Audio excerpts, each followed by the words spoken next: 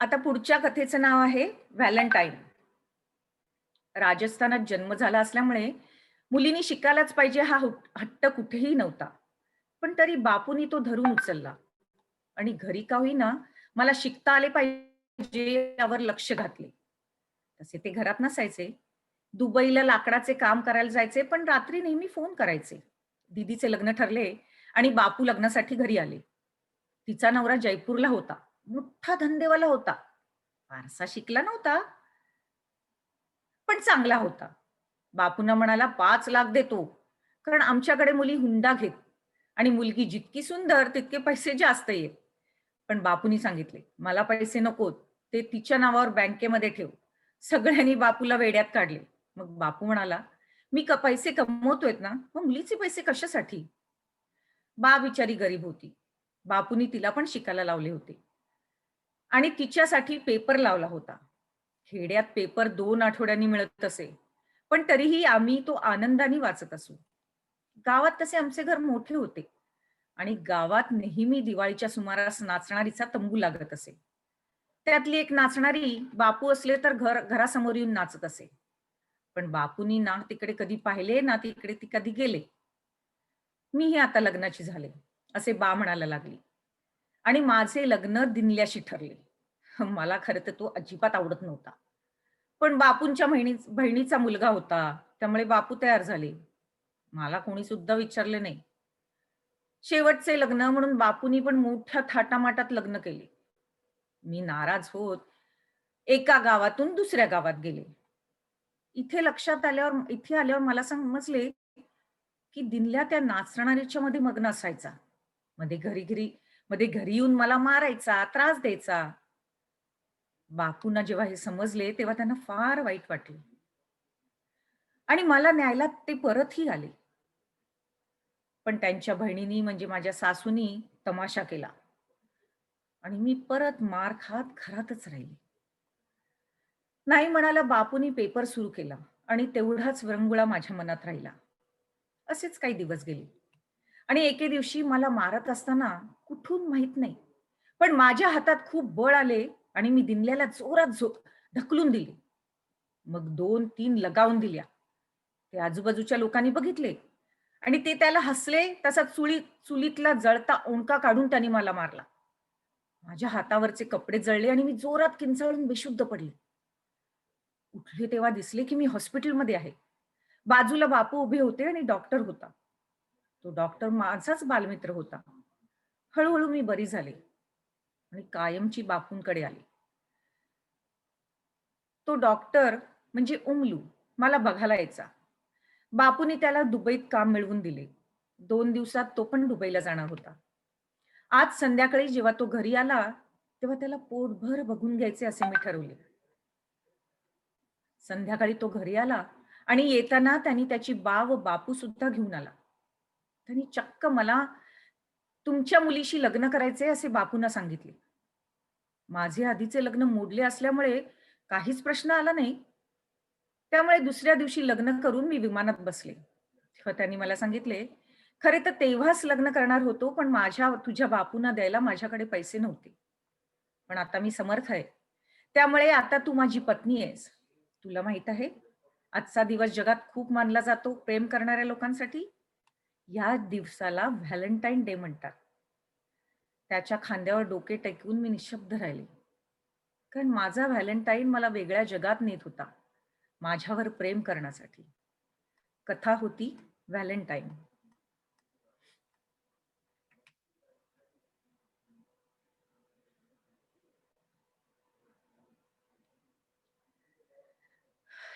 ही लघुकथा आहे आणि कथेचं नाव आहे एकटी. एकुलती एक, किती मस्त गं, माझ्या मैत्रिणी म्हणाल्या. माझे कपडे, माझ्या डब्यातला खाऊ बघून त्या अगदी जळत असत. माझ्या घरी आल्यावर तुला आई नाही म्हणून हळहळत. पण मला आता त्याची सवय झाली होती. माझ्या घरात खेळायला खूप खेळ होते. श्रीमंत होते, पण आई नव्हती. मैत्रिणीच्या वाढदिवसाला जायचे तेव्हा त्यांच्या आया त्यांच्यासाठी कितीतरी गोष्टी करत असत. ते बघून आपल्यालाच का नाही आई याचे दुःख वाटत असे. मैत्रिणींकडे स्लीप ओव्हरला जायला खूप आवडत असे. सकाळी त्या त्यांना प्रेमाने उठवत आणि आम्ही खूप वेळेला वेगवेगळा खेळ करत करत असू, मेकअप करणे, मुलींना सजवणे सगळं त्या त्यांच्यासाठी करत असत. कधी-कधी वाटत असे, की आपली आई कशी असेल? आपल्यासारखेच तिचे डोळे असतील का? कारण माझे डोळे माझ्या वडिलांसारखे नव्हतेच. तिच्याविषयी ते कधीच बोलत नसत. आजी आली की खूप कौतुक करत असे. तिच्या मऊ हातांनी वेणी घालून देत असे. खूप काय-काय मजा करत असू आम्ही. पण ती गेली की मला घर खायला उठत असे. एक आई खरंच किती काय करत असते नाही का मुलांवर? मुलींना तर आई हवीच असते आणि ती हवीच असं म्हणजे ठाम मत होतं. पण मला आई नव्हती, कारण मला 2 वडील होते. त्यांनी खूप शोधून माझी आई निवडली होती. ती बहुतेक सुंदर शिकलेली असणार आणि तिला नक्की कुठूनही क्रिमिनल बॅकग्राऊंड नसणार. कारण नाहीतर त्यांनी तिला निवडलीच नसती. हो की नाही? बाजारातून मग उसनी कूस आणून मला निर्माण केले. त्यांना कधी असे वाटले नाही, की इवलीशी मुलगी मोठी करायला एक बाई असायला पाहिजे? हो, ते दोघेही माझ्यावर खूप प्रेम करतात. मी एक चांगली माणूस व्हावी म्हणून माझी काळजी घेतात. मला जरा सुद्धा खर्चटले तरी त्यांचा जीव कावरा-बावरा होतो. मी मोठी होताना त्यांनी मला कधीही एकटीला सोडले नाही. मैत्रिणींकडे जायचे तर त्याआधी त्या घराची माहिती काढायचे, मगच मला पाठवायचे. मला कोणीही दुखवू नये म्हणून ते खूप जागृत होते. जशी-जशी मी मोठी होत गेले, तशी-तशी सगळीकडे आईला शोधत बसले. ते म्हणायचे, "आम्ही आहोत ना गं सोनुले, सगळे करायला. तू फक्त सांग काय हवे ते." खरंच, काही विसरले नाहीत ते. पण बाबांनो, मुलीला मोठं करायला एक आई पण लागते. ते का विसरलात तुम्ही? कथेचं नाव आहे एकटी.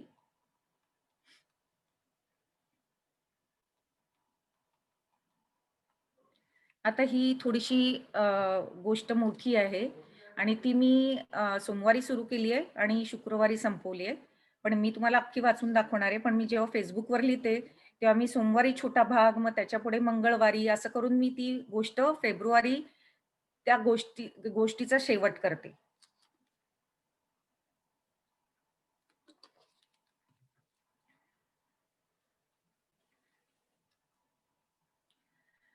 कथेचं नाव आहे पुनर्भेट. आज ती आपल्या देशात परत चालली होती. 30 वर्षे अमेरिकेत होती. तिच्या मैत्रिणीकडे राहत होती तिची हाउसमेड म्हणून. तिच्या मैत्रिणीने जर तिला थारा दिला नसता, तर आज ती कुठे असती? कदाचित कुठल्यातरी देशात कुंटणखान्यात पडली असती. त्याने तिला विकायचे ठरवलंच होते, पण ती सटकली. तिचे नाव होते ऑलिव्हा. ऑलिव्हा ऑइलच्या कारखान्यात वडील काम करत म्हणून तिचे नाव असे ठेवले होते. आणि शाळेत तिला सगळे चिडवायचेही. 4 भाऊ आणि 6 बहिणी असा त्यांचा मोठा परिवार होता. वडील जरी कारखान्यात होते, तरी त्यांचे 5 एकरचे शेतही होते आणि ते सगळे मिळून शेतात काम करत आणि स्वतःला लागणारे धान्य, फळे, भाज्या स्वतःच पिकवत असत. घरात खूप भावंड असल्यामुळे त्यांना तसे खेळायला कोणीच लागत नसे. सकाळी पोटभर राखेत शिजवलेली केळी आणि भात असा नाश्ता करून ते शाळेत जात असत. तिथेच तो भेटला. शाळेच्या शेवटच्या वर्षात असताना तो तिला शाळेबाहेर भेटला. डेव्हिड दिसायला देखणा असल्यामुळे तिला त्याची भुरळ पडली. तसा तिला अँथोनी पण खूप आवडायचा आणि त्यालाही ती आवडायची. पण डेव्हिड दिसल्यापासून ती सगळे जग विसरून गेली होती. अँथोनीनी तिला लग्नाची मागणी पण घातली होती. पण डेव्हिड बरोबर त्याच्या मोपेडवर बसून फिरायला तिला अगदी आवडत होते. तो दुकानात घेऊन जात असे, तिला रंगीबेरंगी माळा घेऊन देत असे. हॉटेलमध्ये नेऊन आईस्क्रीम खायला घालत असे आणि त्यानेही तिला लग्नाची मागणी घातली. घरामध्ये रागवारागवी झाली, भांडणं झाली. कारण डेव्हिड कुणालाच आवडत नव्हता. त्याने ठरवले, पळून जायचे आणि तसे करायचा प्रयत्न पण केला.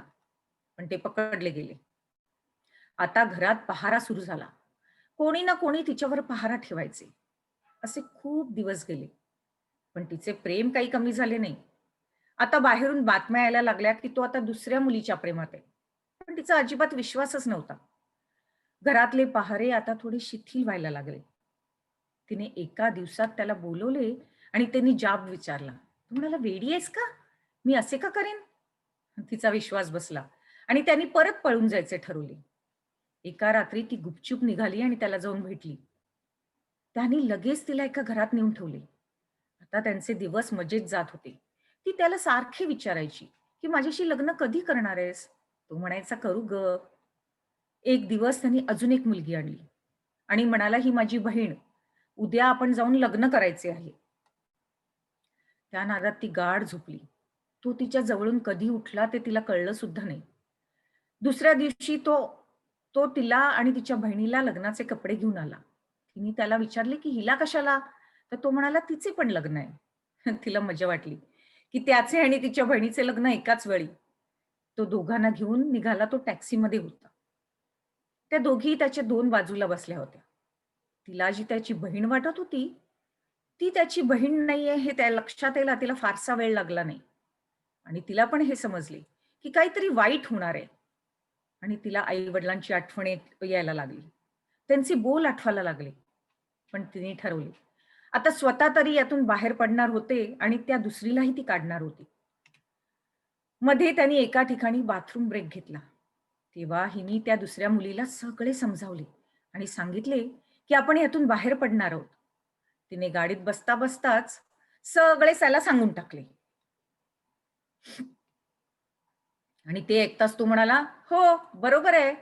मी तुम्हा दोघांना विकणार आहे." आणि तो आणि टॅक्सीवाला जोराजोरात हसत बसले. आता तिला मात्र तिचे पुढे काय होणार ते दिसायला लागले. तिला ते सगळे बघून ढवळायला लागले. गाडी बाजूला घ्यायला सांगून तिने पळून जाण्याचा प्रयत्न केला. पण रस्ता जंगलाचा होता आणि इथे ती पकडली जाईल हे तिच्या लक्षात आले. गाडी आता समुद्राच्या दिशेला जायला लागली. समुद्र जवळ येताच तिला मोठी बोट दिसली. गाडी बोटीजवळ थांबली आणि त्या दोघींना बकोटीला धरून फरफटत त्यांनी त्या बोटीजवळ न्यायला सुरुवात केली. तिने कितीही आरडाओरडा केला, पण कोणीही तिच्याकडे लक्ष दिले नाही. आता मात्र तिला पुढचे चित्र दिसायला लागले. बोटी जवळ येताच त्यांना जबरदस्तीने एका पिंजऱ्यात घातले, ज्यात त्या दोघी जेमतेम बसू शकत होत्या. असे अनेक मुलींचे पिंजरे बोटीवर होते आणि बोट सुरू झाली. नशिबाने हिचा आणि हिच्या बरोबरच्या मुलीचा पिंजरा उघडा राहिला आणि रात्र झाल्यावर त्यांनी दोघींनी बोटीतून खाली उडी घेतली. एकमेकाच्या मदतीने त्या दोघी 5 तास पोहून किनाऱ्याला लागल्या. आजूबाजूच्या कोळ्यांनी हा प्रकार पाहिला आणि त्यांनी त्याला मदत करून घरी पोहोचवली. या सगळ्या भानगडीत तिला दिवस गेले आणि हे समजता तिच्या घरच्या लोकांनी तिला सरळ बाहेरचा रस्ता दाखवला. आता तिला कळेना कुठे जायचे, काय करायचे? तिला तिची एक मैत्रीण आठवली आणि ती तिच्याकडे गेली. तिची मैत्रीण लग्न करून अमेरिकेला चालली होती. ती तिला म्हणाली, "तू माझ्या घरात राहा, काही दिवसांनी मी तुला तिकडे घेऊन जाते. पण तुला माझ्या घरातले सगळे काम करावे लागेल." तिने मान्य केले आणि तिची मैत्रीण अमेरिकेला निघून गेली. अतिशय मानसिक त्रासामुळे तिचे बाळ जन्म द्यायच्या आधीच देवाकडे निघून गेले. तिने ठरवले, या सगळ्याला दोषी केलेल्याला शिक्षा करायची. सगळ्यांनी तिला सल्ला दिला, की त्याच्याकडे खूप पॉवर आहे, तू काही करू शकणार नाहीयेस. तिच्यावर प्रेम करणाऱ्या तिच्या अँथोनीचे आता लग्न झाले होते. आपण सगळे कसे गमावून बसलो त्याचे तिला फार दुःख झाले. शेवटी तिच्या मैत्रिणींनी तिचे कागदपत्र पाठवले आणि ती अमेरिकेला गेली. अमेरिकेत आल्यावर तिने स्वतःच्या पैशात इंग्लिश शिकून घेतले. तिची मैत्रीण तिला कधीच नोकरासारखे वागवत नसे. हळू ती अमेरिकेत रुळली. मैत्रिणीची मुले आपली मानू लागली. तिच्या मैत्रिणीचा नवराही चांगला होता. त्यानेही कधीच तिला नोकरासारखे वागवले नाही. तिला सारखं वाटे घरी जावे, आई-वडिलांना, भावंडांना भेटावे, पण तिचा धीर होत नसे. तिच्या मैत्रिणीने तिला समजावले. ती आपल्या गावी गेली. आई-वडील तिला बघून खूप रडले. तीही रडली. सगळी भावंडे भेटली. तिला खूप बरं वाटलं. मुख्य म्हणजे अंथोनी भेटला. त्याची बायको नुकतीच गेली होती बाळंतपणात. त्याला खूप वाईट वाटत होते आणि हे बघून तिलाही खूप वाईट वाटले. छोटेसे त्याचे गोंडस बाळ बघून तिला वाटले, "हा आता कसं करणार?"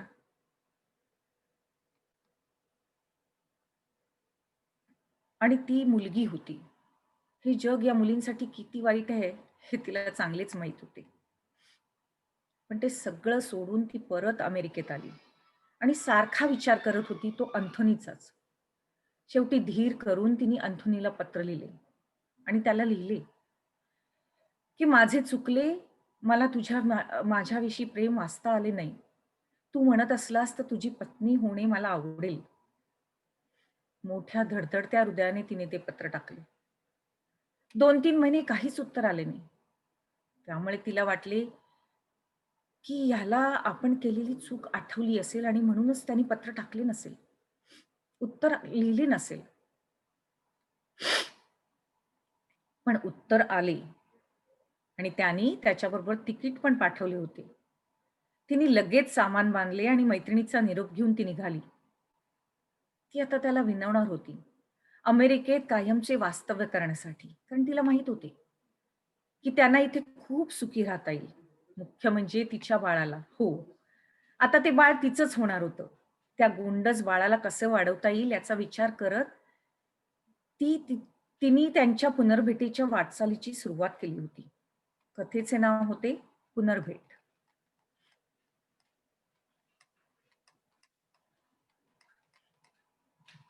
काय झालं?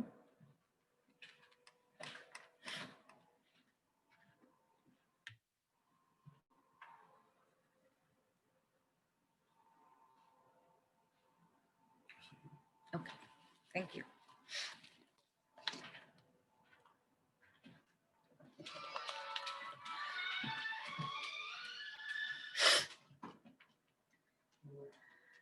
पुढच्या कथेचं नाव आहे भयानक. खरं म्हणजे आत्ताच्या काळामध्ये ह्या अशा कथा खूप होऊ शकतील. म्हणजे प्रत्यक्ष आयुष्यामध्ये लोकांच्या तुम्ही तुम्ही ऐका आणि मग तुम्ही त्याच्यावर विचार करा, की हे असं होऊ शकेल की नाही त्याचा. तिला असे उदास बसलेले पाहून त्याच्या डोळ्यात अश्रू उभे राहिले.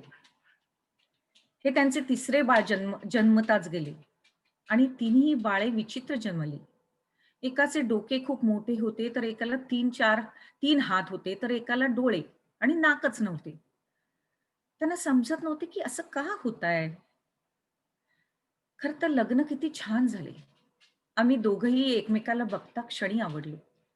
एखाद्या गूढ धाग्याने बांधल्यासारखे एकमेकावर प्रेम करायला लागलो. दोघेही बुद्धिमान होते. बुद्धिमान आहोत त्यामुळे मोठ्या कंपनीत मोठ्या हुद्द्यावर आहोत. मी कॉलेजमध्ये प्रोफेसर. तर त्याच्यामुळे आम्हाला घर घ्यायला फारसा वेळच लागला नाही. 3 वर्षांनी आम्ही ठरवले, की आता मात्र आपल्याला बाळ व्हायला हवे. दिवस गेले आणि आम्ही दोन्ही घरात आनंद झाला.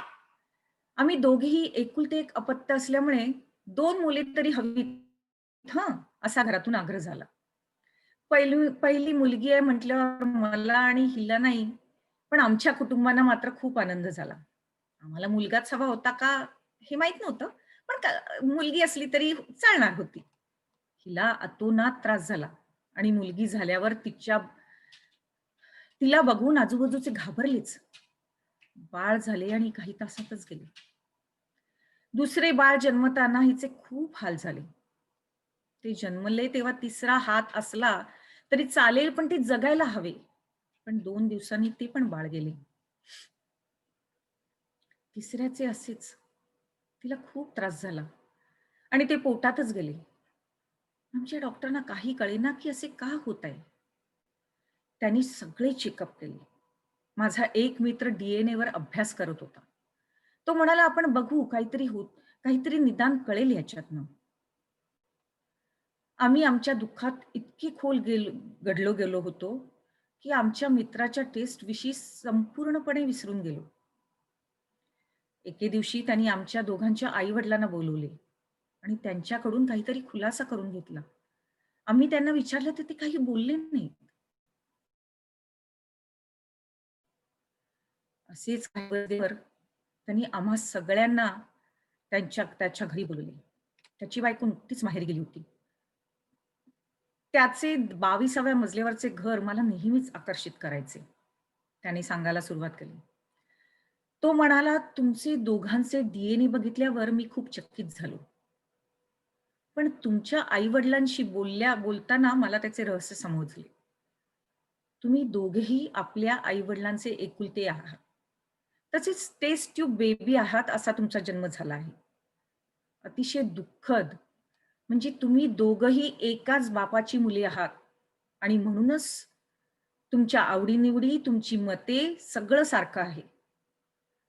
तुम्हाला तुमच्या खऱ्या वडिलांना भेटायचे असेल, तर ते आतल्या खोलीत बसले आहेत." आम्ही दोघीही वेड्यासारखे त्याच्याकडे बघत राहिलो. अंगातून एक किळसवाणी शिसारी येऊन गेली. ही धावत बाल्कनीकडे गेली आणि आम्हाला कोणाला कळण्याआधी तिने बाल्कनीतून खाली उडी घेतली. मलाही तेच करायचे होते. पण मला बाकीच्यांनी धरून ठेवले. का? हा एकच प्रश्न मला सुचत होता. सगळे आटपून कसेबसे आम्ही घरी आलो. घरी सगळे होते. कोणी मला एकटं सोडत नव्हतं.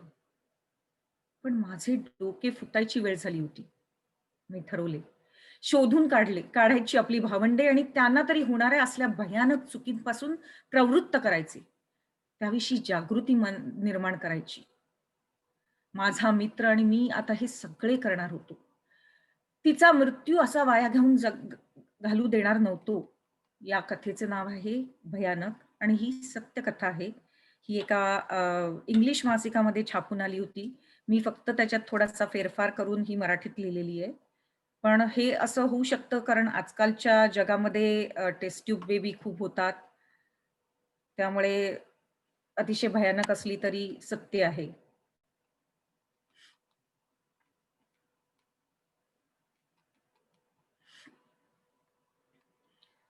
या कथेचं नाव आहे जुळ्या. आज नव्या ऑफिसला निघाले होते. हे सगळेच नवे असणार. लोक कसे असतील या सगळ्या विचारांनी नवं ऑफिस कधी आलं ते कळलंच नाही. माझे ऑफिस चांगले 12व्या मजल्यावर आहे हे बघून छान वाटले. कॉर्नरचे ऑफिस, भरपूर प्रकाश. दिवस कसा गेला ते कळलेच नाही. आज माझी सेक्रेटरी आली नव्हती. कारण तिच्या मुलीचे ग्रॅज्युएशन होते. पहिल्याच दिवशी सेक्रेटरीचे असे रजेवर राहणे हे बघून मी थोडीशी नाराज झाले होते. पण दुसऱ्या दिवशी तिला बघून माझी नाराजी दूर झाली. प्रसन्न चेहऱ्याची नॅन्सी बघून मी खुश झाले. तिने माझ्यासाठी बेगल आणि मस्त कॉफी आणून दिली. माफ करा हं. मला माझ्या मुलीचे काल ग्रॅज्युएशन होते आणि ती भाषण करणार होती. त्यामुळे मला नाही येता आले. मुलं जेव्हा भाषण करतात ग्रॅज्युएशनला, तेव्हा ती खूप हुशार आणि लोकप्रिय असतात. तिने मग तिच्या मुलीचा फोटो दाखवला आणि तो फोटो बघून मी थक्क झाले. तो फोटो बघून मला वाटले, हा सुझीचा फोटो आहे. हो, माझी मैत्रीण सुझी. मी जेव्हा माझा देश सोडून आले, तेव्हा ही अशीच दिसायची. अर्थात ती आता माझ्या एवढी मोठी झाली असेल, मग ही कोण? तिची मुलगी आहे का? पण कसं शक्य आहे? तिला मुलंच झालं नाही. दर 2 वर्षांनी ती माझ्या देशात माझ्या आई-वडिलांना भेटायला जाते, तेव्हा दर 2 वर्षांनी मी माझ्या देशात माझ्या आई-वडिलांना भेटायला जाते, तेव्हा सुजी भेटते आणि मूल नाही म्हणून डोळ्यात अश्रू काढते. तशी सुझी आणि मी एकाच शाळेतले, पण आमच्यात जमीन आसमानाचा फरक. मी अभ्यासू, तर तिला भरतकाम, विणकाम करायची आवड. आता मी तिच्या भरतकाम केलेल्या फ्रेम $2000 आता ती तिच्या भरतकाम केलेल्या फ्रेम्स $2000 विकते. तिने कशीबशी शाळा संपवली, तर मी स्कॉलरशिप घेऊन परदेशी आले. तिथेच पी-एच-डी मिळवली आणि आज या देशात मोठ्या हुद्द्यावर आहे. माझे खूप मोठे घर आहे. पण त्यात लक्ष द्यायला मात्र मला जराही वेळ नसतो. पण सुझीचे तसे नाही. तिच्याच्या छोट्याशा सुंदर घरात किती छान वाटतं. माझी मुले तर सुजी मावशी करत तिला सोडतच नाहीत. मग हे सगळे असून सुझीने स्वतःचे मूल दिले असेल? आणि कोणाला तरी शक्यच वाटत नाही. मग ही कोण आहे? मी सुझीला कॉल केला आणि तिला काही प्रश्न विचारले. तिला म्हटलं, "तू एकटी बोलू शकणार आहेस का?" ती म्हणाली, "हो, बोलते ना. रात्री तुला फोन करते. चालेल का?" मी म्हटलं, "हो, ठीक आहे. रात्री फोन कर." रात्र कधी येते असे मला झाले होते. मला माहीत असल्याप्रमाणे सुझीचे लग्न उशिरा झाले होते. तिचे आई-वडील घरचे खाऊन-पिऊन सुखी होते आणि सुझीला 2 बहिणी होत्या. त्यातली एक तर माझ्याजवळच राहत होती. तिला फोन केला आणि तिला विचारले, की "अगं, माझ्या सेक्रेटरीची मुलगी अगदी सुझीसारखी दिसते आणि सुझीला तर मुलंच झाले नाही. तुला यातलं काही माहीत आहे का?" ती म्हणाली, "नाही गं. तुला तर माहीत आहे, की मी सगळ्यांच्या आधी इथे आले आणि मग सुझीला आणायचा प्रयत्न केला, पण तिला यायचे नव्हते. तिचे म्हणणे होते, की ती इकडेच राहून पैसे मिळवेल आणि तिनेही केले तसे. मला या मुलीला भेटता येईल का गं?" मी म्हटले, "थांब हं, मी तिच्या आईला विचारून सांगते." त्या रात्री सुझीचा फोन आला आणि त्यानंतर 2 दिवस प्रयत्न करून सॉरी, त्या रात्री सुझीचा फोन आला नाही आणि त्यानंतर 2 दिवस प्रयत्न करून पण लागला नाही. माझ्या आई-वडिलांना विचारले तर ते म्हणाले, "अगं, ती कुठेतरी बाहेरगावी गेली असावी. ती आणि तिचा नवरा पण घरात नाहीये." मी निराश झाले. मला हवे होते ते उत्तर काही मिळाले नव्हते. आज ऑफिसच्या पार्टीला गेलो होतो आणि दमून घरी आले. तर घरात दिवे दिसले. मुली इतक्या उशिरा काय करतायत म्हणून घराचा दरवाजा उघडला तर समोर सुझी आणि तिचा नवरा उभा. मला खूप आश्चर्य वाटले. सुझीला मी म्हणाले, "अगं, तुला किती शोधायचा प्रयत्न केला. कुठे होतीस?" ती म्हणाली, "अगं, इथे येण्यासाठी सगळे प्रयत्न सुरू केले. तू सारखी म्हणतेस ना, तुझी जुळी इथे आहेत. तू तिला भेटायला ये म्हणून. म्हणून मी आले." मग तिने सांगायला सुरुवात केली. "अगं, केटी." केटी म्हणजे माझ्या सेक्रेटरीच्या मुलीचे नाव. ती माझीच मुलगी आहे. तुम्हाला कोणाला माहीत नव्हते, पण ती मला आधीच्या लग्नापासून झालेली मुलगी. आधीचे लग्न? हे काय गौडबंगाल आहे? आणि आम्हाला कोणाला कसं काय माहिती नाही? असा प्रश्न मी विचारल्यावर ती म्हणाली, "हो, कुणालाच माहिती नाहीये." कारण मी ती कुणालाच सांगितले नव्हते. माझे अफजलचे फिरणे कुणालाच घरी पसंत नव्हते. कारण तो मुसलमान होता. मग आम्ही गुपचूप लग्न केले. पण बॉम्बस्फोटात तो मारला गेला. कोणी म्हणाले त्यानीच केला होता. पण खरं तर खूप चांगला होता गं. मला नाही वाटत त्याने बॉम्बस्फोट वगैरे केला असेल. पण तेव्हाच मला दिवस गेले होते. त्याचे बाळ म्हणून त्या बाळाला जन्मभर त्याच तर टेररिस्टचे बाळ म्हणून त्या बाळाला जन्मभर ऐकावे लागेल म्हणून मी त्याला गुपचूप दुसऱ्या शहरात अनाथ आश्रमात जाऊन जन्म दिला आणि त्यांच्याचकडे लहान्या बाळाला सोपवले. ह्याच्याशी लग्न व्हायच्या आधी मी याला सगळं सांगितलं आणि लग्न झाल्यावर आम्ही लगेच त्या अनाथ आश्रमात गेलो चौकशी करायला. पण ते काहीच माहिती देऊ शकले नाहीत. जेव्हा तू म्हणालीस ना, माझी जुळी बघितली, तेव्हा आमची खात्री झाली, की हेच आमचे बाळ आहे. आमच्या बाळाला आम्हाला भेटवशील? लांबूनच भेटव. आम्ही तिला अजिबात त्रास देणार नाही. तिला कधी एकदा डोळे भरून पाहून असं झालंय गं. दुसऱ्या दिवशी मी माझ्या सेक्रेटरीला बोलवले आणि तिला सगळे सांगितले. वाटले, आता ही आपल्यावर रागवणार आणि आपल्याबद्दल तक्रार करणार. मग कदाचित आपल्याला ही नोकरी सुद्धा सोडावी लागणार. पण नोकरी सोडायला लागली तरी पर्वा नाही. पण सुझी आणि केटची भेट घडवून द्यायलाच हवी. माझ्या सेक्रेटरीच्या डोळ्यात पाणी आले आणि ती म्हणाली, "अगं, आम्ही केटीला हे सगळं सांगितलंय. तुला माहित आहे? इथे या मुलांना सगळं सांगावं लागतं." पण केटी म्हणाली, "ज्या आईने मला सोडले तिला मला भेटायचेच नाही." पण मी तिला सांगेन हं, तिने का सोडले ते. "चल, आत्ताच जाऊया." आणि आम्ही लगेच त्यांच्या घरी गेलो. सुझी आणि सेक्रेटरीची भेट झाली. दोन्ही आयांनी एकमेकांना गच्च मिठी मारली आणि खूप रडल्या. मग आम्ही सगळे सेक्रेटरीच्या घरी गेलो. तिथे केटी होती. केटीने सुझीकडे पाहिले आणि तिच्या डोळ्यात पाणी आले. पण लगेच ती तिच्या दत्तक आईला रागवली. म्हणाली, मी तुला सांगितले होते ना मला हिला भेटायचे नाही म्हणून. तू का आणलेस तिला?" तिच्या दत्तक आईने तिला समजावले, की "सुझीने तुला का दत्तक दिले ते आणि तुझा बाबा दहशतवादी नव्हता." हेही सांगितले. तेव्हा मग केटीने सुझीला घट्ट मिठी मारली आणि आम्ही सगळे रडत होतो. आता केटीला 2 आई-वडील मिळाले. या सुट्टीत सगळे सुझीकडे जाणार आहोत आणि यापुढे एक क्रिसमस दत्तक आईकडे आणि एक सुझीकडे असे करायचे ठरले. माझ्यामुळे 2 कुटुंब सुखी झाली हे बघून मला खूप आनंद झाला. कथेचं नाव आहे जुळ्या.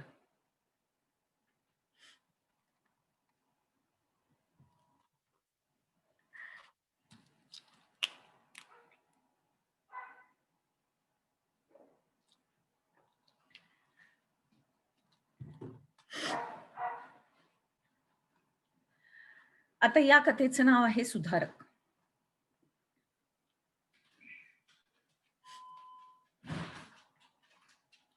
मोमो, आपले आजोबा कुठे आहेत? ते का नाहीये तिकडे? जेव्हा समीरने तिला हा प्रश्न विचारला, तेव्हा त्याचे काय उत्तर द्यावे हा विचार ती करत असताना तिच्या नवऱ्याने दिलीपने लगेच उत्तर दिले. "अरे सम्या, ते देवाकडे गेले आहेत." त्यावर समीरचा लगेच प्रश्न होता. "मग आपली आजी मंगळसूत्र का घालते?" दिलीपने हेही सांगितले, "छान दिसतं ना म्हणून."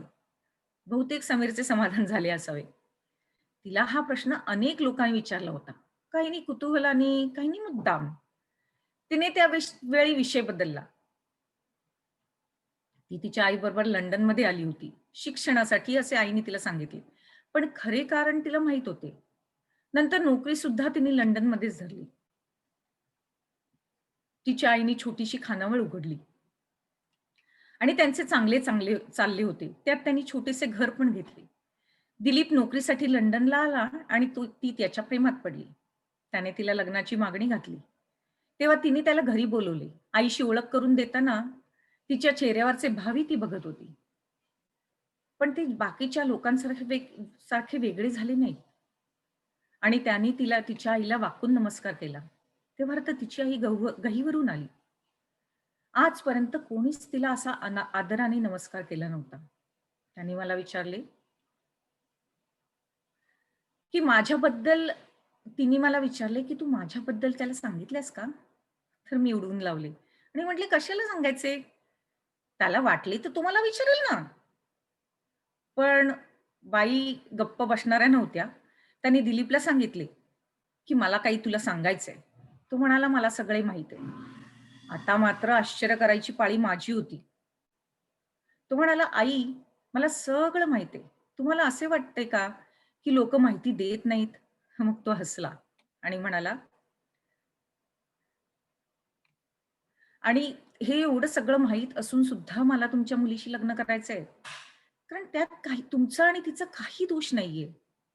मला वाटतं कदाचित आई-वडिलांना हे पटणार नाही, पण त्यांनी त्यांनी मला वाटलं कदाचित त्याच्या आई-वडिलांना हे पटणार नाही. पण त्यांनी लगेच लग्नाला संमती दिली." बाई म्हणत होत्या, असेच लग्न करा. दिलीपने अजिबात ऐकले नाही. आमच्या सगळ्यांची त्याने भारतात जायची तिकिटे काढली. आता मात्र मी ठरवले, त्याच्याशी बोलायचेच. एक दिवस त्याला सांगितले, "चल पिकनिकला जाऊ." म्हणून सकाळपासून त्याला बाहेर काढले. आमच्याजवळ एक छान पार्क होते.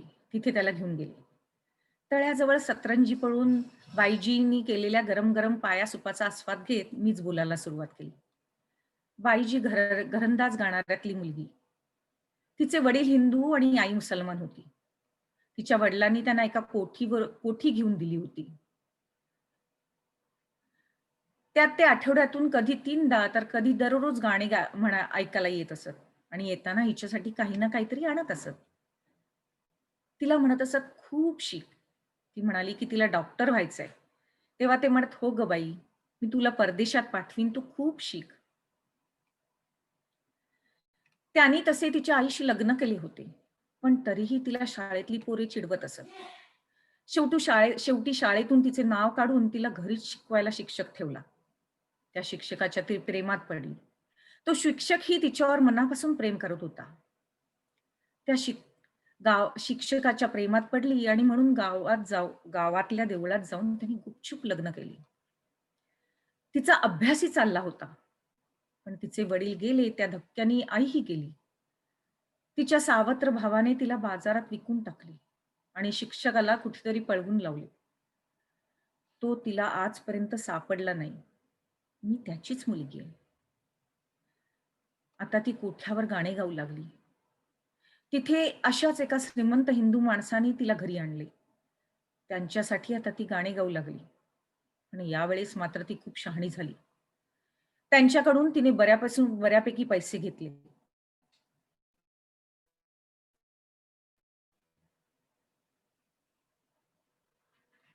तिच्या डॉक्टर होत्या. त्यांनी तिला सांगितले, की त्यांचा भाऊ लंडनला राहतो. त्याच्या मदतीने तुम्ही इकडे या असलाय मागा. त्यांनी तिला खूप मदत केली आणि आम्ही एके दिवशी ते बाहेरगावी गेले असताना पळालो.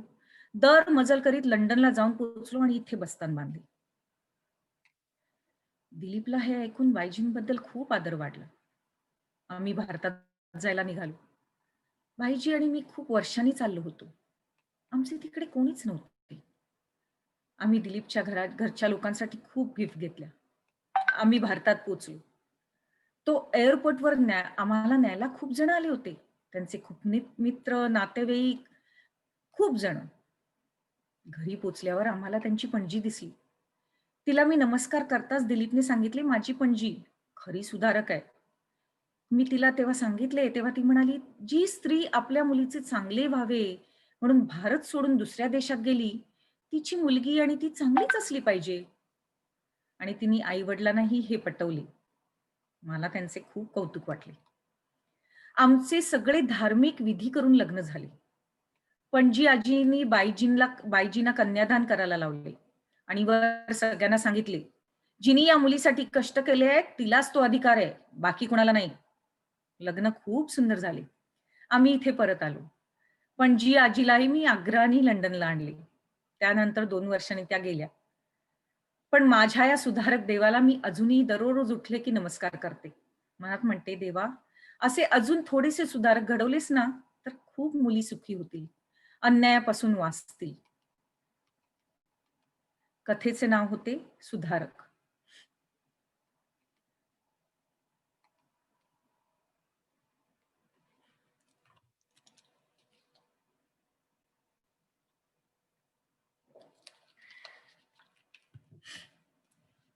आता ही पुढची कथा थोडीशी मोठी आहे आणि कथेचे नाव आहे योगायोग. आज ऋतिक त्याची मैत्रीण घेऊन येणार होता. माझा लाजरा मुलगा मैत्रीण घरी आणतो असे म्हटल्यावर सगळ्यांनाच आनंद झाला होता. सासूबाई तर हे करू का ते करू अशी लगबग करत होत्या. खरंच आज मी घरात किती सुखी आहे हे बघून माझेच डोळे भरून आले. तसे आमचे लग्न आई-बाबांच्या मनाविरुद्ध झाले होते. कारण आमचे लग्न झाले तेव्हा हा शिकत होता आणि घरी सुपत्ता होती.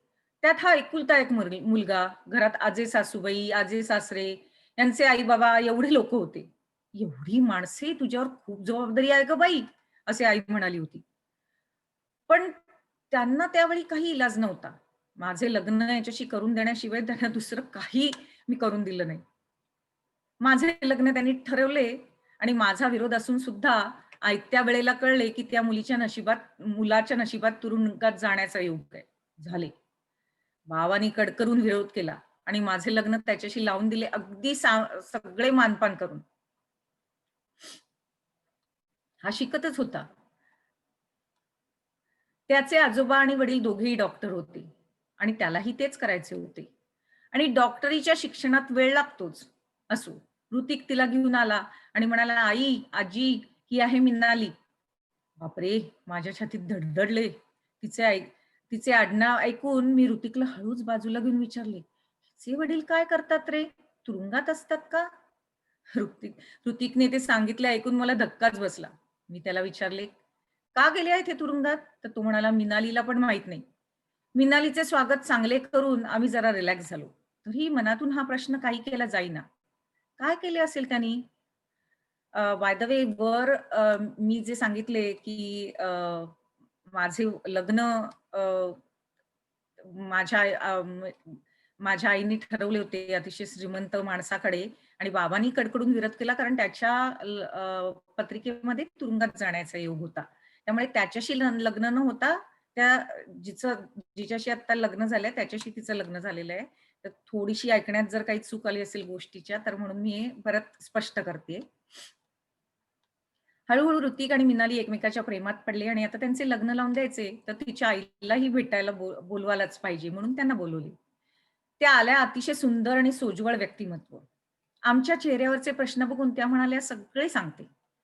मिनालीच्या वडिलांचे आणि माझे लग्न एक प्रेमविवाह होता. त्यामुळे पत्रिका वगैरे बघण्याचा प्रश्नच आला नाही.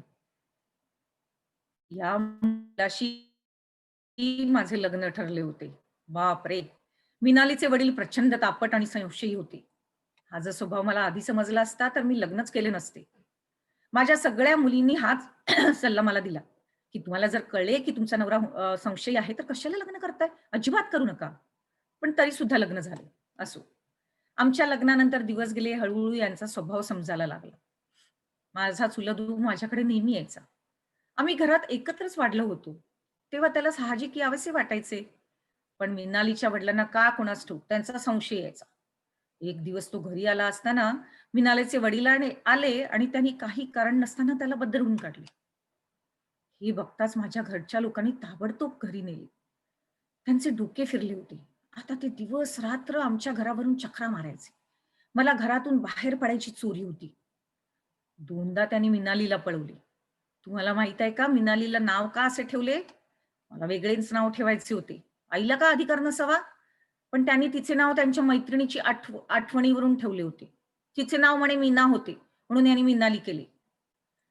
कारण ते तिला मिनुटली म्हणत असत. मला खूप वाईट वाटले. पण त्यांच्यापुढे माझे काही चालले नाही. तेव्हा आता काहीतरी करायला हवे, म्हणून आम्ही रिस्ट्रेनिंग ऑर्डर आणली. पण त्याचा काही उपयोग झाला नाही. इतका शिकलेला माणूस इतका हैवान होऊ शकतो, हे मात्र मानायला माझं मन तयार नव्हतं. तिने आपला पाय दाखवला. तो लाकडी होता. ती म्हणाली, "एके रात्री ते चाकू घेऊन माझ्या बेडरूममध्ये घुसले आणि त्यांनी मला मारायचा प्रयत्न केला. पण तो वार माझ्या पायावर गेला. क्रूरतेने त्यांनी अजून वार केले, पण तेवढ्यात माझे भाऊ, वडील धावून आले आणि मी वाचले. त्यानंतर ते तुरुंगात गेले, पण फक्त 12 वर्षासाठी. ते लवकरच बाहेर आले, कारण ते तुरुंगात चांगले वागत होते. घरी भेटायला आले आणि मला म्हणाले, "मी सुधारलोय. मी आता परत असं कधी करणार नाही. तू प्लीज घरी ये." माझ्या आई-वडिलांना मला पाठवले नाहीच. पण ते बघून ते बिथरले आणि क्रूरतेने वळले आणि त्यांनी मिनालीला मारायलाचा प्रयत्न केला. मग मात्र मी चवताळून उठले. आता नाही एक तर हे जिवंत राहतील, नाहीतर मी. त्यांना सांगितले, "आपण कुठेतरी भेटू, देवळात भेटायला जाऊ." देवळात भेटले. देवावर त्यांचा प्रचंड विश्वास होता. देवावर विश्वास असलेली माणसं अशी का वागतात, ते मात्र मला कधीच कळलेलं नाही. आमची भेटायची जागा ठरली. माझा भाऊ माझ्या जवळच राहणार होता. बरोबर मी पिस्तूल घेतले. त्याआधी ते चालवायला शिकले. आता भेटीचा दिवस जवळ आला तसे मी माझे मृत्यूपत्र करून ठेवले. जे काय होते नव्हते ते मी मिनालीला दिले. घरच्या माणसांजवळ एक अख्खा दिवस एकत्र घालवला. मिनालीला पूर्ण कल्पना दिली, काय होतंय आणि कशासाठी मी तिकडे चालले. आईने चक्क हातावर दही दिले आणि म्हणाली, "सुखरूप ये हो पोरी, तुझी वाट बघते." देवळात आले तर ते हजर होतेच. हातात कसली तरी बाटली होती. मी विचारले, "काय आहे?" तर ते म्हणाले, "वाईट वागलीस ना, तर ॲसिड टाकीन तुझ्या अंगावर." बस माझे डोकेच सणकले. मी पिस्तूल काढले आणि त्यांनी झडप घालून ते पकडले आणि माझ्यावर ॲसिडची बाटली फेकली. नशिबाने काही शिंतोडे माझ्या दंडावर उडाले. तेवढ्यात माझ्या भावानी पकडले आणि आता ते आजन्म तुरुंगवासात आहेत. आता मृतिक आणि मिनाली खूप सुखात आहेत.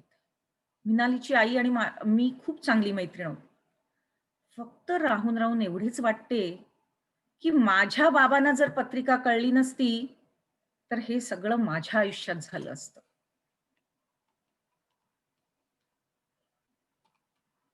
कथेचं नाव होतं योगायोग.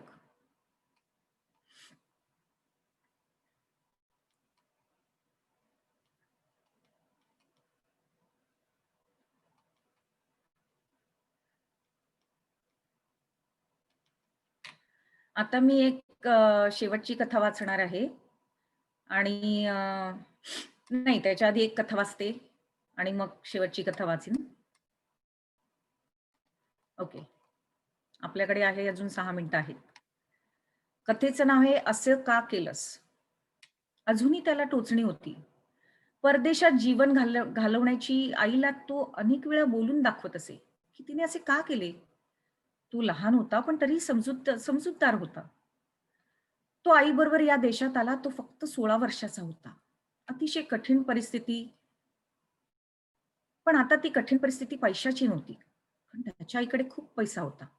ती हुशार होती. तिने इथे आल्यावर परिस्थितीतून एक पैशातून एक हॉटेल विकत घेतली आणि आता तो 11 हॉटेलचा मालक आहे. आईने त्याला घरीच सगळे शिक्षण दिले. तो 20 भाषा लिहू, वाचू, बोलू शकला आणि अगदी सुंदर. भाषांचे त्याला पहिल्यापासून प्रेम होते आणि त्याला भाषामध्ये पी-एच-डी करायची होती. पण एका भयानक चुकीने त्याचे सगळे जीवन ढवळून निघाले.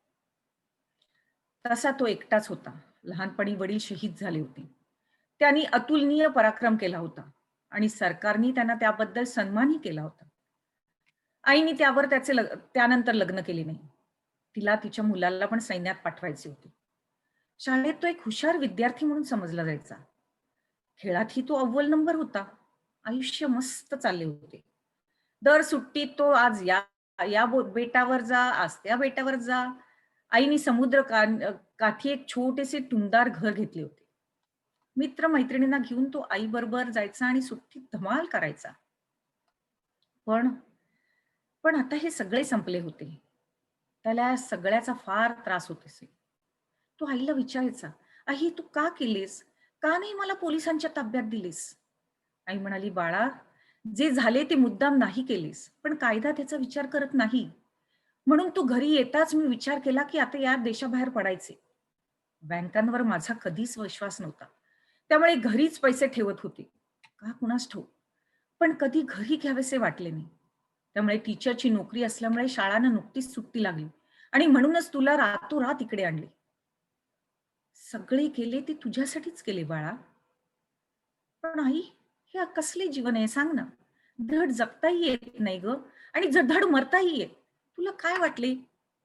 मी हे सगळे मजेत जगतोय का? तू विसरायचा प्रयत्न कर. असे तू सारखे म्हणतेस पण नाही विसरता येत. त्याने ठरवलेच. आपल्या देशात परत जायचे आणि जो गुन्हा केलाय त्याची शिक्षा भोगायची. या विचाराने कधी नव्हे ती त्याला शांत झोप लागली. त्याच्या नावावर असलेले सगळे पैसे त्यांनी आईच्या नावावर केले आणि आईला सांगितले की असले जिणे जगण्यापेक्षा शिक्षा भोगून येतो आणि शांत जीवन जगतो. आईने प्रचंड विरोध केला, पण त्यांनी काही ऐकले नाही आणि तो परत यायच्या विमानात बसला. आल्यावर आपल्याला अटक होईल असे त्याला वाटले, पण तसे काहीच झाले नाही. तो आपल्या गावात गेला आणि एका हॉटेलमध्ये राहू लागला. त्याने आजूबाजूचा चौकशी करायचा प्रयत्न केला, पण त्याच्या विरोधात कोणीच काही बोललं नाही. शाळेत गेला तेव्हा त्याच्या लक्षात आलं की त्याची जुनी मैत्रीण आता त्या शाळेत शिकवत होती. तो तिला भेटला. त्यांनी तो कोण आहे हे तिला सांगितले नाही. मी वर्तमानपत्राचा बातमीदार आहे आणि माहिती काढतोय असं त्यांनी सांगितले. ही शाळा कशी आहे याच्यात गुन्हे घडले आहेत का? शाळेतल्या कोणी बाहेर गुन्हे केले आहेत का? अशी माहिती त्यांनी विचारली. पण काहीच उत्तर मिळाले नाही. तो जरा बुचकळ्यातच पडला आणि मग त्यांनी ठरवले की बास आता सरळ पोलिसांकडे जायचे आणि हा सस्पेन्स त्याला जगू देत नव्हता. हे असे कसे झाले? ह्याच्यावर वॉरंट कसे नाहीये? हा तो मोस्ट वॉन्टेड का नाहीये? हे सगळे त्याला समजत नव्हते. शेवटी तो पोलीस चौकीत गेला. तिथे त्याचा मित्र त्याला पोलीस झालेला दिसला. त्याने स्वतःची ओळख करून दिली आणि त्याला सांगितले, "मी स्वतःला सरेंडर करायला आलोय." त्याचा मित्र म्हणाला, "कशासाठी? कशासाठी तुला अटक करायची? तू तर काहीच केलं नाहीयेस." तो म्हणाला, "मी 16 वर्षाचा असताना आईची गाडी घेऊन गेलो होतो आणि रिव्हर्स करताना माझा एक मित्र आणि माझी मैत्रीण यांना धक्का बसला आणि ते गेले. जेव्हा पोलिसांनी हिट अँड रनची केस केली असे सांगितले, तेव्हा माझ्या आईने मला पळवले आणि दुसऱ्या देशात नेले. इतके वर्ष मी त्या दडपणाखाली जगतोय." त्याचा मित्र म्हणाला, "हो, तुझे बरोबर आहे. तसे त्यावेळी वाटले, पण नंतर लक्षात आले, की त्या मित्राला फीट आली आणि त्याला सावरताना त्याची मैत्रीण मागे आपटली आणि त्या क्षणी ती गेली. आणि त्यानंतर तो मित्र पण डोक्यावर रक्तस्राव झाल्यामुळे गेला. तुझी कुठलीही चूक नव्हती." मला धक्काच बसला. तो म्हणाला, "अरे, आम्हाला इतके आश्चर्य वाटले, की तू कुठे गायब झालास? तुला शोधायचा पण आम्ही प्रयत्न केला. तुमचे पासपोर्ट नाहीसे झालेले बघून आम्ही सगळ्यांनी अंदाज केला, की तुम्ही कुठेतरी निघून गेला असाल." हे सगळे त्यांनी त्याच्या आईला कळवले आणि तिला तो परत प्रश्न विचारू लागला, "आई, तू असं का केलंस? किती वर्ष माझ्या आयुष्यातली फुकट घालवलीस आई? तू असं का केलंस?" गोष्टीचं नाव होतं, "आई, तू असं असं का केलंस?" आता शेवटची गोष्ट ही अतिशय खरी आहे आणि ही आजच्या कोविडच्या याच्यामध्ये मी गोष्ट वाचते आणि त्याच्यापुढे ती सांगते. तिच्या ही गोष्ट माझ्यावर आहे. माझी गोष्ट आहे स्वतःची. तिच्या भाचीच्या लग्नासाठी ती भारतात गेली आणि त्यातली ती म्हणजे मी आहे. साहजिक सगळे नातेवाईक तिला भेटले. पण मामींची भेट झाली नाही. म्हणून तिला वाईट वाटत होते. खरं म्हणजे त्या मामीला आमच्या नात्यातल्या होत्या. तिच्या सासऱ्यांच्या मावस किंवा चुलत मामांचा मुलगा म्हणजे त्यांचा मामा आणि त्यांची ही पत्नी. तसे बघायला गेले तर एका मुंबईत वाढलेल्या स्त्रीच्या दृष्टीने हे फारच लांबचे नाते होते. पण जसजशा गोष्टी घडत गेल्या तसतशी ती त्या मामींच्या प्रेमात पडत गेली. लग्न झाले. तो तिला सगळ्या नातेवाईकांना भेटण्यासाठी सांगली, कोल्हापूर आणि साताऱ्याला घेऊन गेला. ही सगळी नाती वेगळी होती. माणसाची आवड असलेल्या तिला त्या त्या नात्यांचे अप्रूप वाटत गेले. सांगलीत तो जेव्हा तिला घेऊन गेला, तेव्हा मामींची तिची प्रथम ओळख झाली. तिच्या लांबसडक केसांना सुकण्यासाठी त्यांनी चंदनाचा धूर दिला. असले काहीतरी कधी ऐकले सुद्धा नव्हते. राजा-राणीमधल्या गोष्टीसारखे आपण आहोत, असे तिला उगाचच वाटून गेले. मामींचा प्रेमळ स्वभाव तिला खूप आवडला. त्यांचा आपलेपणा, आपणहून अस्मतात केलं पाहिजे असे तिला वाटून गेले. मग हळू ती प्रपंचात गुंतून गेली. मुलगा झाला, पण त्यावेळी न चुकता त्या बाळाला बघायला आल्या. बाळासाठी कुंची आणि बरेच काही घेऊन आल्या. तेव्हा तिच्या सासूबाई म्हणाल्या, "माझ्या मुलाचं पण त्यांनी असंच कौतुक केलं असं." असेच दिवसामागून दिवस गेले. ती परदेशवासी झाली. भारतात गेल्यावर आपण सांगलीला जाऊ असा हट्ट धरत बसली. बरीचशी नाती ही काळावर अवलंबून असतात. हे तिला कळून चुकले होते. तीही आता एक मामी झाली होती. त्यांच्यासारखा प्रेमळ आहोत का? आपण असा तिला खूप वेळा प्रश्न पडत असे. भाचीच्या लग्नाला त्या भेटल्या आणि तुझ्या नातवासाठी हे आणले आहे म्हणून बरेच काही त्या हातातून घेऊन आल्या. तिच्या डोळ्यात पाणी आले. खरंच? हे असं आपल्याला वागता येईल का? असा प्रश्न तिला पडला. तिने त्यांना मागून नमस्कार केला. त्यांच्यासारखे होण्यासाठी. आणि या मामी आहेत आता साधारण 90 वर्षाचा आणि ते मामा आहेत 96 ही इज 96 इयर ओल्ड. त्यांच्या घरातल्या सगळ्यांना कोविड झाला आणि हेमंतच्या बरोबरचा त्यांचा मुलगा विवेक तो कोविडनी आम्हाला सगळ्यांना सोडून गेला आणि ह्याचं आम्हाला सगळ्यांना प्रचंड दुःख झालं. कारण अतिशय जवळ होता आमच्या आणि त्या घरातल्या सगळ्यांना म्हणजे 96 वर्षाच्या 96 वर्षांच्या मामांना कोविड होऊन बरा झाला. पण विवेक 60 वर्षाचा असून सुद्धा त्याला तो कोविड मध्ये वाचू शकला नाही. आणि इथेच मी कथा संपवते. Thank you. काही प्रश्न असेल तर तुम्ही विचारू शकता. मी पाहिजे तर माईक ऑन करते.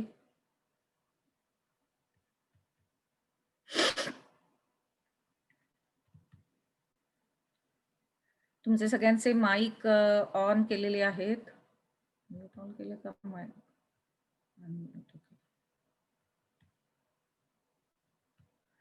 तुम्हाला काही प्रश्न असतील तर विचारू शकता. नाहीतर मग मी एका मिनिटात हे बंद करीन.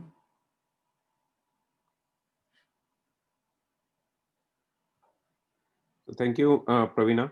खूपच सुंदर गोष्टी होत्या आणि अशा मनाला भिडणाऱ्या गोष्टी होत्या ह्या सगळ्या. सो ऐकताना खूपच छान वाटलं.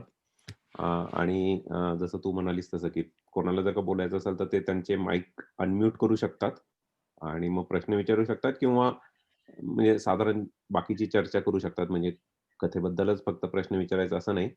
आपण तुम्ही एकमेकांशी पण गप्पा गोष्टी करू शकता. सो आपण ब्रिज ओपन ठेवूयात.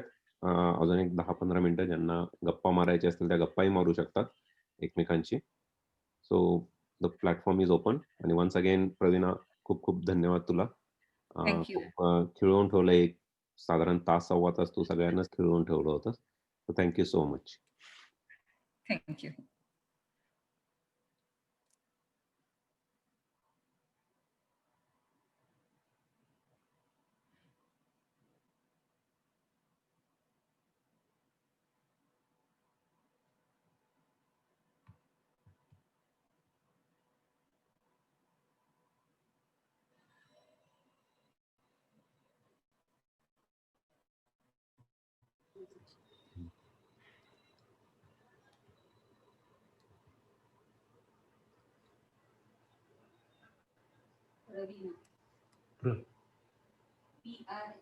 हॅलो.